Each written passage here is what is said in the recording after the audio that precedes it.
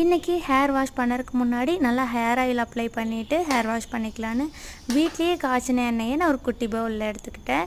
ஒரு பெரிய பவுலில் கொஞ்சமாக தண்ணி ஊற்றி இந்த ஆயில் எடுத்த பவுலையும் அதுக்குள்ளே வச்சு டபுள் பாயிலிங் மெத்தடில் நல்லா சூடு பண்ணி எடுத்துக்கிட்டேன். இது வீட்லேயே காய்ச்சின எண்ணெய் நல்லா ஃப்ரெஷ்ஷாகவே இருக்குது.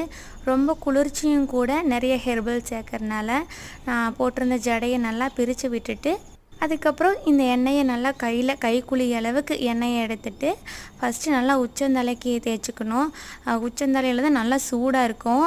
நல்லா உச்சந்தலையில் தேய்ச்சிட்டு ஒரு 2-3 மினிட்ஸ் நல்லா மசாஜ் கொடுத்துக்கணும். அதுக்கப்புறம் தான் பின் மண்டைக்கு சைடில் முடிக்கு ஃபுல்லாக நல்லா அப்ளை பண்ணிவிட்டு ஒரு 5 மினிட்ஸ் லைட்டாக மசாஜ் கொடுத்துட்டு அதுக்கப்புறமா ஜடை பின்னி கூட போட்டுக்கலாம். சீப்பு இல்லாமல் சும்மா பின்னிக்கலாம், இல்லை கொண்டை கூட போட்டுட்டு அதுக்கப்புறம் 1/2 hour கழித்து ஹேர் வாஷ் பண்ணிக்கலாம்.